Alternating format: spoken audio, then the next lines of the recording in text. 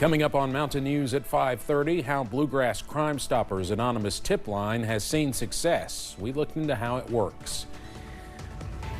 And two semi-trucks collide, shutting down a portion of a Lincoln County roadway. And we had a cloudy day throughout eastern Kentucky, but storm chances are in the forecast tomorrow. Details coming up. Dedicated to southern and eastern Kentucky, this is WYMT Mountain News at 5:30.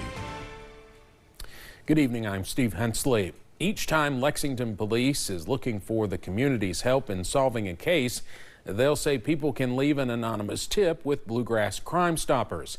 It's a program Lexington Police has offered for several years. Before the department knows how the tip line has fared for 2025, Alyssa Williams spoke with Crime Stoppers leaders to learn how this benefits the department and how they ensure your identity is safe when submitting a tip. I just got a tip about a hit and run.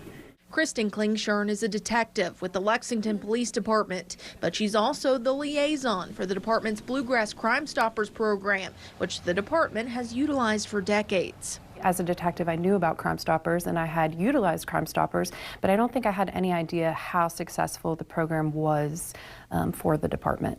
Klingshirn says 2,000 anonymous tips have been submitted to Crime Stoppers so far this year. When people call the tip line, they come into this landline. It doesn't have caller ID, and she has no way of tracking who calls. But she says more people submit tips through the online portal. We get such a variety of tips. You know, they may be in regards to murder investigations or things like that, but it may be in regards to, hey, there's somebody that, you know, there's a reckless driver right now on this road. And so I'll just immediately call dispatch and have them send that to patrol. Klingshirn says through the online portal, she can speak back and forth with tipsters to get more information, but anonymity is always the goal. I've never done anything to try to identify somebody that's submitting information.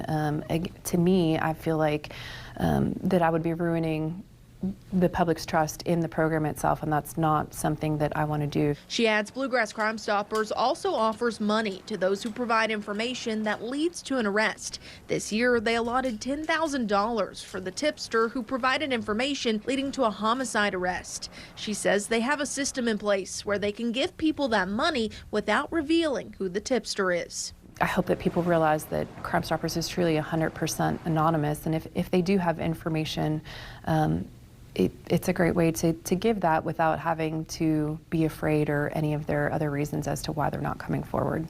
In Lexington, Alyssa Williams, WKYT.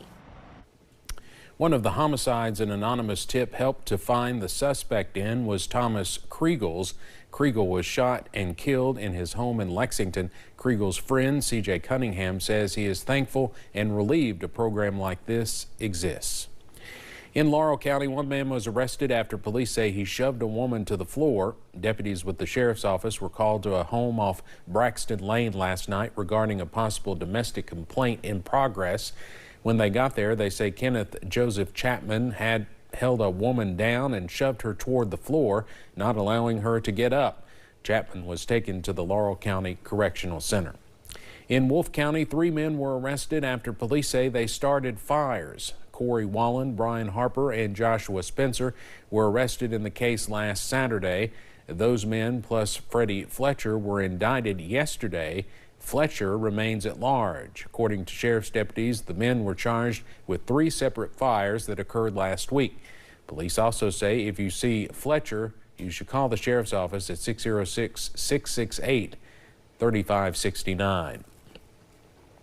In Rockcastle County, fire crews were called out to a barn fire this morning. The Broadhead Fire Department was on Chestnut Ridge Road around 4 o'clock this morning.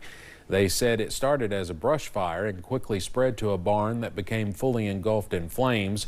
After the barn collapsed, crews searched the rubble and found no one there. Thankfully, no one was hurt. Dozens of people in Richmond do not have a comfortable place to sleep tonight after the city said a winter shelter could not open this year. City leaders are saying Madison Home is not up to code. The shelter filed a motion asking a judge to let it reopen while the case is decided. Madison Porter explains what one woman who says she relies on this shelter is doing in the meantime.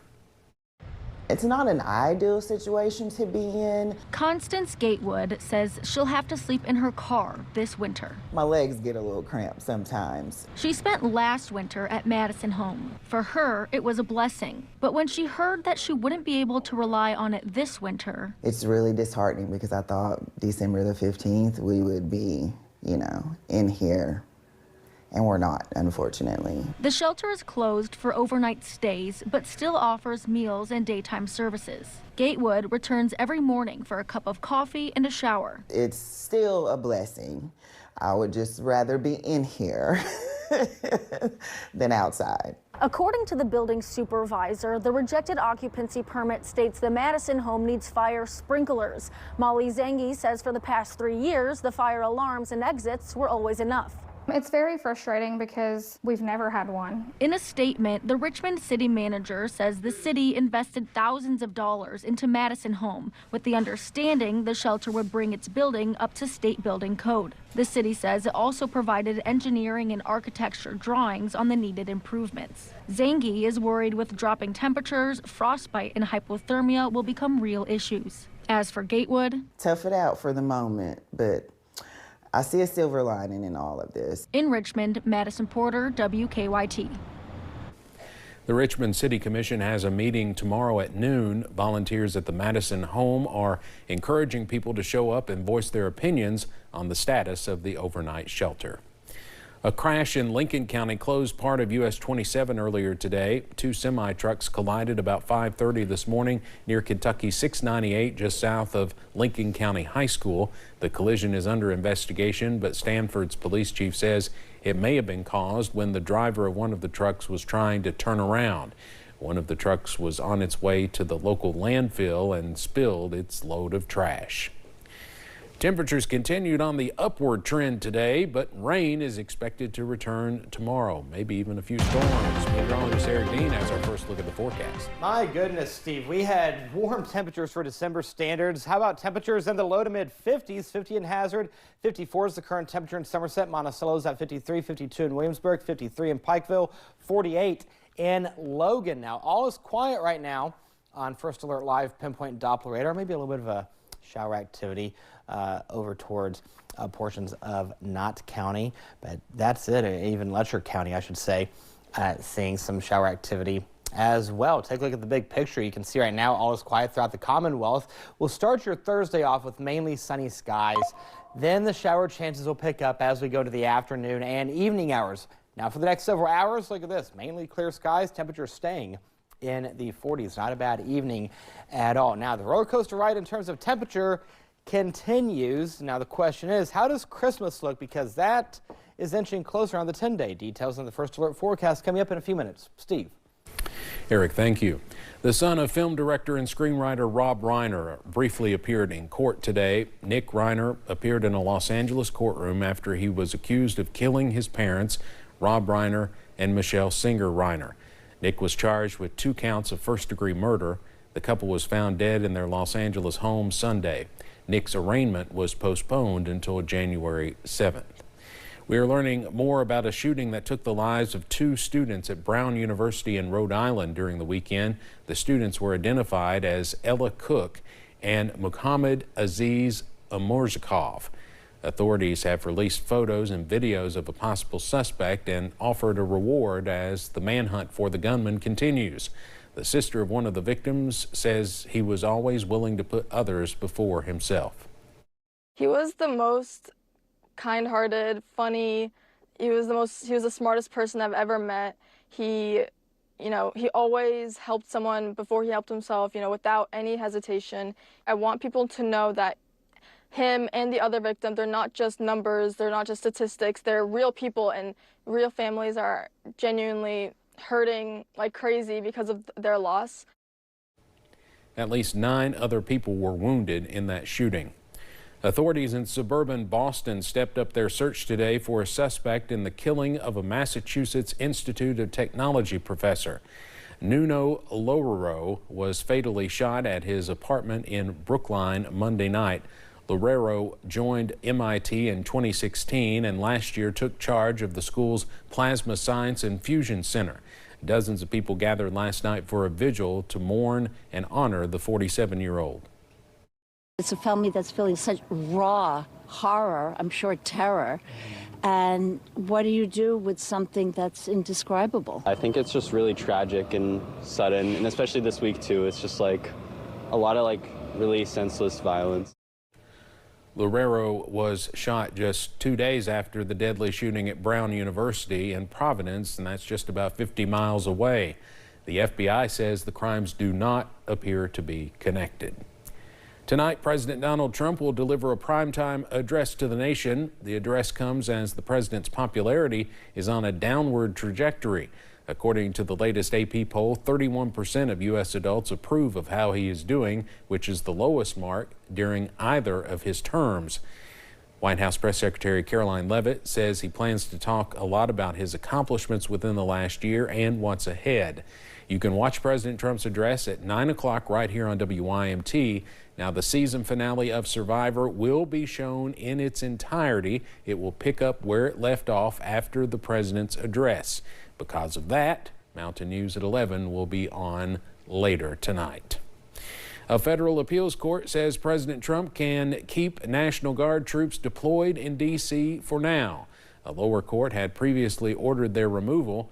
The appeals court then froze that order while they considered their decision. Today, the D.C. Circuit Court of Appeals said the troops can stay.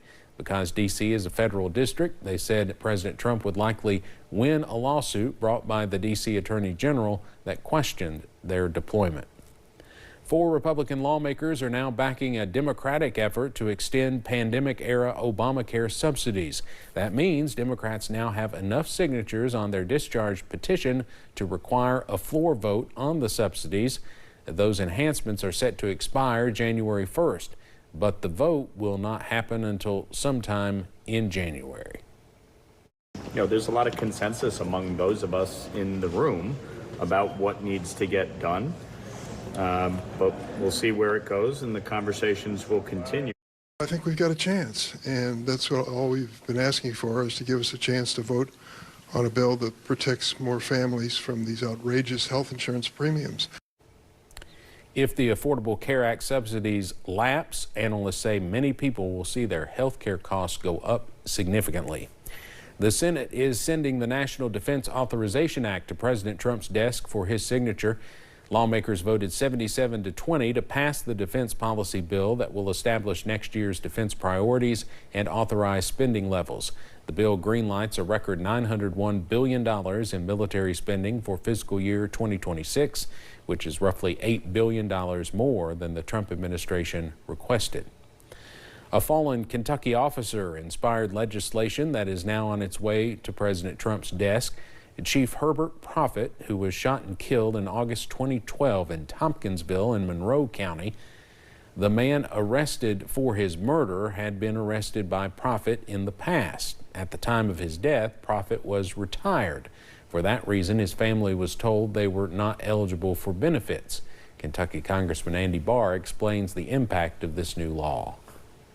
Years after he left the force, Chief Proffitt was murdered by a criminal he had arrested and put behind bars over a decade earlier. When his family sought federal death benefits provided to the families of fallen officers, they were denied because Proffitt was retired at the time of his death. This exposed a painful loophole in the system, and one that I'm fighting to correct. The legislation is retroactive to January 1st, 2012. This means Chief Proffitt's family will be eligible for benefits now. Coming up on Mountain News at 5:30, a survey finds nearly 160 million people are expected to shop on the final Saturday before Christmas. And if one of those things you're wishing for Christmas was some weather whiplash, well, Santa Claus is delivering. Details coming up. You're watching